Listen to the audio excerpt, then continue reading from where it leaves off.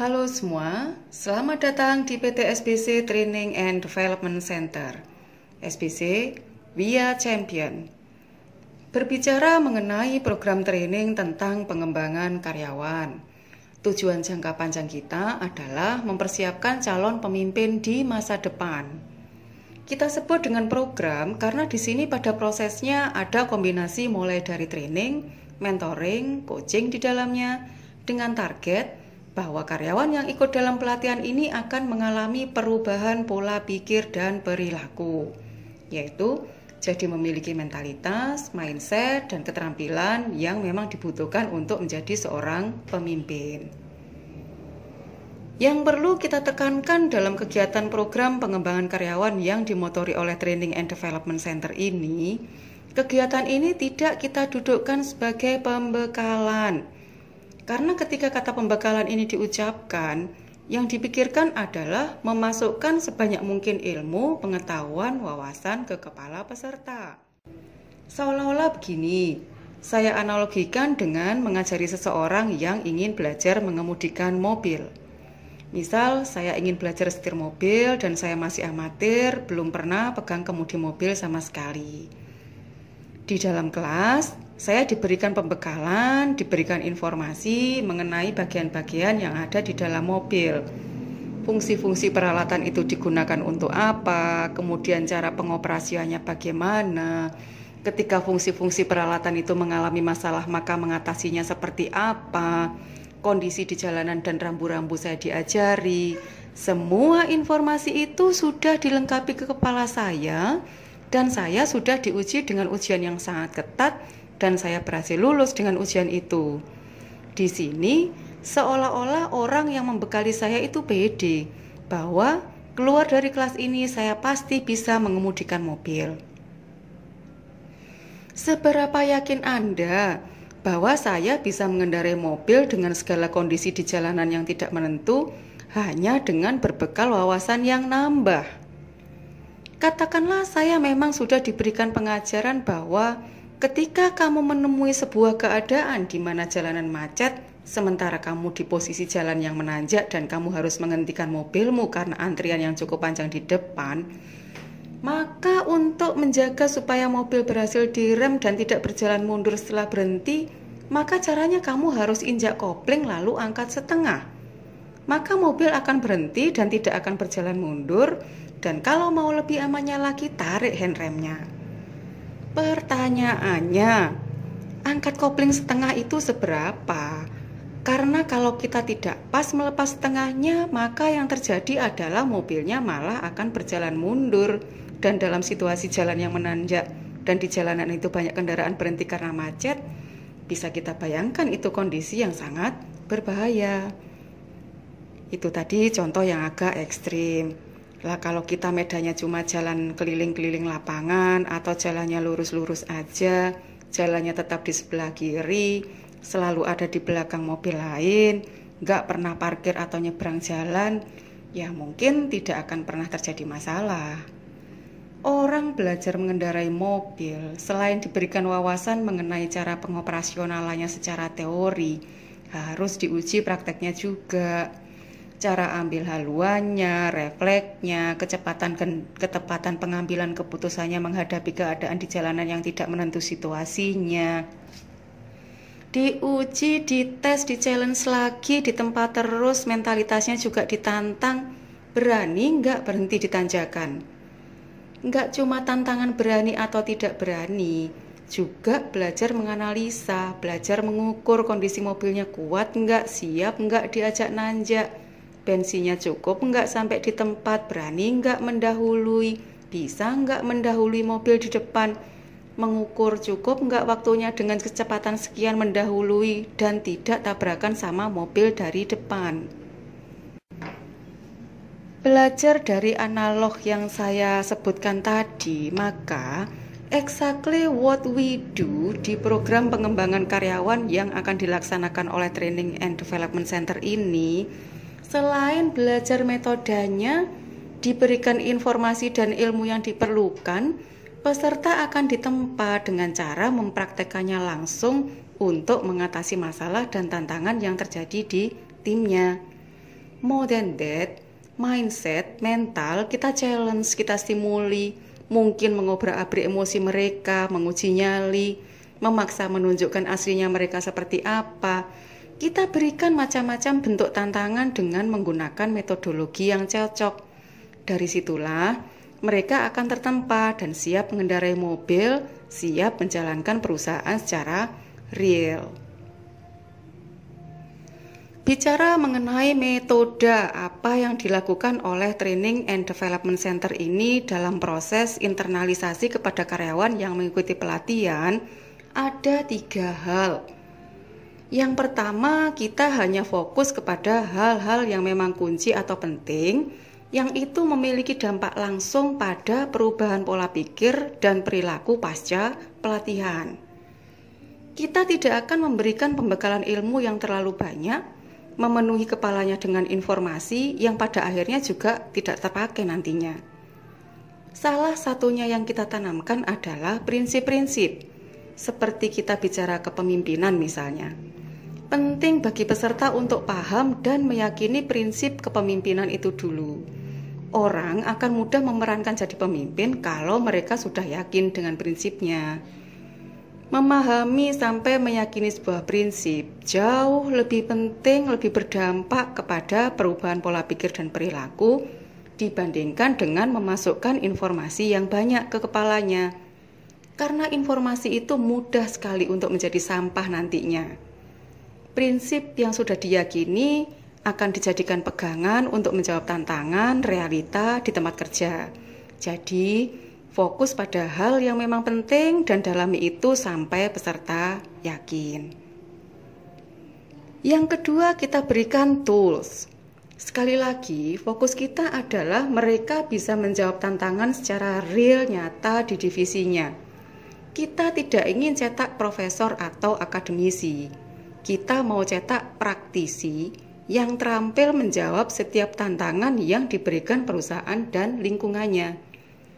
Jadi setelah mendapat prinsip untuk dijadikan pegangan, maka kita latih dengan menggunakan tools yang real, yang konkret, yang kita latihkan terus-menerus dan diberikan feedback sampai mereka mahir menjalankannya.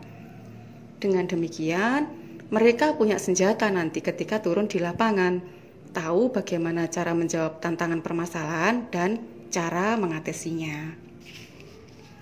3. Kontekstualitas. Di sini kita akan praktek secara langsung, berdiskusi tentang masalah-masalah yang terjadi baik di internal divisi maupun antar divisi. Jadi bukan belajar hanya melalui case study yang diambil secara teori. Universitas Harvard itu terkenal dengan case study-nya. Mengambil sampel permasalahan dari perusahaan-perusahaan yang bagus, kemudian dibahas. Tetapi, output pembahasan case study adalah kognitif, menambah pengetahuan, sama seperti ketika kita belajar di sekolah. Dan dalam kegiatan kelas nanti, kita hanya akan sesekali menggunakan sampel case study perusahaan lain. Jadi apa yang akan kita lakukan? Pertama, kita akan gunakan case study masalah yang secara real terjadi di divisi. Biarkan mereka sendiri yang berdiskusi menjawab tantangan itu sehingga outcome-nya tepat seperti yang mereka butuhkan. Solusinya sesuai kesepakatan yang mereka inginkan. Jadi, sambil belajar, mereka sudah sambil praktek menyelesaikan sendiri masalah-masalah mereka. Kembali ke rencana program yang akan dijalankan. Apa saja pengetahuan yang perlu diberikan untuk membuat mereka melakukan kegiatan pengelolaan perusahaan? Yang akan kita berikan di sini, kita kategorikan ada 3 kelompok besar modul pelatihan. Yang pertama, leadership training. Yang kedua, managerialship atau professional development. Yang ketiga, employee engagement. Kita ulas satu persatu mengenai 3 kelompok besar modul pelatihan yang saya sebutkan tadi. Mengenai apa sih yang akan dibahas? Banyak orang yang nggak paham bahwa leadership dan managerialship ini adalah dua disiplin ilmu yang berbeda. Orang sering mencampur adukkan keduanya. Managerialship itu antara lain bicara tentang planning, organizing, budgeting, controlling, problem solving. Fokusnya adalah bagaimana menyelesaikan pekerjaan seefektif mungkin. Modalnya adalah kepala atau otaknya. Leadership berbeda. Ia bicara tentang orang. Bagaimana menggerakkan, menyelaraskan langkah, membuat orang mau menuju satu titik yang sama, dan modalnya adalah hati. Oke, kita bahas kelompok modul pembelajaran yang pertama, yaitu leadership development. Ada 3 hal yang bisa dipelajari dalam modul leadership development. Yang pertama, self-leadership training. Yang kedua, people leadership training. Yang ketiga, business leadership training. Apa yang dipelajari dalam self-leadership training? Sebelum berhasil memimpin timnya, seorang pemimpin harus berhasil memimpin dirinya sendiri terlebih dahulu. Pada program self-leadership training ini, kita akan mempelajari beberapa keahlian seperti pemecahan masalah dan pengambilan keputusan, peningkatan kualitas pribadi, komunikasi efektif, pengelolaan waktu, meningkatkan produktivitas, serta cara mengelola intelijensia emosional. Modul leadership yang kedua yaitu People Leadership Training. Program ini akan memperlengkapi Anda untuk dapat mengembangkan kemampuan seluruh tim Anda. Beberapa program dirancang agar Anda dapat memimpin perubahan, mengenal karakter, serta memotivasi multigenerasi yang ada agar sasaran perusahaan dapat tercapai. Di sini inilah ada transisi dari leading self to leading others. Pada program People Leadership Training ini, kita akan mempelajari beberapa keahlian seperti memahami dan mengelola konflik, pengelolaan pengembangan atau developing orang di dalam tim, mengembangkan keterampilan memberikan umpan balik, mengembangkan tim melalui pemberian training, dan menggerakkan tim dengan cara yang benar. Modul leadership yang ketiga yaitu Business Leadership Training. Pelatihan ini dimaksudkan membantu karyawan untuk memiliki mindset seorang pebisnis. Karena realitanya, pemimpin, pengusaha, atau orang-orang yang ada di level top management dan level middle up sekalipun, orientasi berpikirnya masih jangka pendek. Fokusnya masih pada operasional usaha saja. Belum mampu berkontribusi pada perusahaan di level yang lebih strategis. Bahkan sebagian tidak memahami integrasi proses bisnis karena fokusnya masih hanya pada bagiannya saja, divisinya saja, departemennya saja. Masih belum bisa melihat helikopter view, melihat kaitan satu sama lain, dan semangat entrepreneurship-nya masih lemah. Melihat divisi sendiri, kepentingan sendiri, tanpa kemudian melihat dan mencoba untuk mengintegrasikan berbagai proses bisnis demi keuntungan perusahaan dalam jangka panjang. Setiap perusahaan akan mengalami tantangan pasar, perubahan lingkungan organisasi, serta dinamika sumber daya manusia. Nah, di dalam kondisi tersebut, diperlukan keahlian berpikir analitis, bernegosiasi dengan didasari pertimbangan win-win solution, dan beberapa keahlian mendasar lainnya. Mencoba untuk melihat bahwa kadang untuk mendongkrak keuntungan usaha, bukan efisiensi jalurnya, tidak hanya berhenti pada cost down atau gimana melakukan efisiensi, tetapi dengan melihat opportunity baru, kapitalisasi itu, sehingga menghasilkan grup-grup baru atau menghasilkan strategi dan model kerja yang baru atau bahkan bisnis model baru, sehingga ujung-ujungnya membuat usahanya memiliki keuntungan yang lebih banyak lagi dan menghadapi kompetitor yang makin meningkat. Nah, melalui pelatihan ini kita akan mencoba membuka wawasan, mengubah mindset, mengubah pola pikir sehingga lebih luas, melihat dengan span yang lebih panjang, melihat kaitan satu sama lain perusahaan, departemen, divisi dari sisi yang lebih holistik, mampu melihat peluang-peluang yang ada, karena merekalah yang kita gadang-gadang untuk meneruskan estafet kepemimpinan yang nantinya bisa mendongkrak kinerja perusahaan sampai level bottom line. Sekarang kita bahas kelompok pembelajaran modul yang kedua, Professional Development atau Managerialship. Seperti yang sudah kita bahas di depan tadi, bahwa managerialship itu antara lain bicara tentang planning, organizing, staffing, budgeting, directing, controlling, dan problem solving. Fokusnya adalah bagaimana menyelesaikan pekerjaan seefektif mungkin. Modalnya adalah kepala atau otaknya. Jadi, yang akan kita pelajari di sini adalah tentang keilmuan atau teori mengenai cara-cara mengelola perusahaan itu bagaimana. Kembali lagi pada prinsip dasar sebuah organisasi, di dalam perusahaan itu ada 3 hal yang perlu dikelola, yaitu orang, barang, dan uang. Jadi nanti kita akan belajar ilmu dasar tentang pengelolaan sumber daya manusia itu bagaimana, pengelolaan finansial perusahaan itu bagaimana, pengelolaan pergudangan dan melakukan barang itu seperti apa, melakukan pemasaran dan memenangkan persaingan itu bagaimana, di mana nanti kita akan belajar bagaimana caranya melaksanakan kegiatan perencanaan, pengorganisasian, pengkoordinasian, dan pengontrolan terhadap siklus atau proses yang sedang berjalan di perusahaan secara internal perusahaan itu sendiri, serta resiko-risiko secara eksternal yang akan dijalani sehubungan dengan kondisi dan situasi pasar yang selalu terjadi perubahan serta adanya peraturan-peraturan pemerintah. Karena sebagai sebuah badan usaha resmi di suatu wilayah, pasti kita juga mengikuti aturan main yang ditetapkan oleh pemerintah. Nah, kita sedang mempersiapkan modul-modul tersebut, di mana nanti tidak menutup kemungkinan kita akan membutuhkan bantuan profesional kalau diperlukan ya.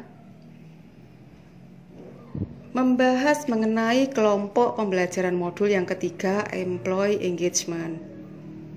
Modul ini fokus untuk membantu peserta tentang bagaimana mereka mau untuk melibatkan pikiran, tenaga, waktu, dan kemampuan sepenuh hati untuk mendongkrak kinerjanya di perusahaan, karena mereka mempunyai perasaan keterikatan terhadap perusahaan. Dan mereka inilah yang akan kita harapkan untuk menjadi cabang-cabang, ranting-ranting yang akan menjadi pendukung gurita perusahaan. Maka kita harus bantu mereka untuk memiliki self-efficacy, yaitu keyakinan diri untuk meraih yang diinginkan. Kondisi di mana menumbuhkan rasa saya mampu melakukan lebih. Ternyata saya bisa melakukan lebih dari apa yang saya miliki sebelumnya. Dengan memiliki self-efficacy yang tinggi, yang terjadi adalah mereka akan berubah dari yang tadinya dia hanya ada di perusahaan, bahkan bisa disebut hanya numpang hidup di perusahaan, akhirnya bisa berubah menjadi aset yang bisa dikembangkan, ditumbuhkan, menjadi change agent baru yang nantinya bisa memberikan kontribusi yang jauh lebih baik lagi untuk perusahaan.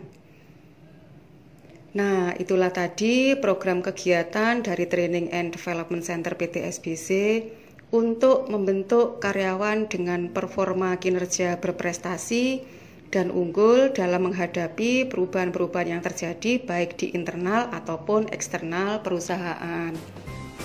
Sampai jumpa di kelas, sampai jumpa pada pembelajaran berikutnya.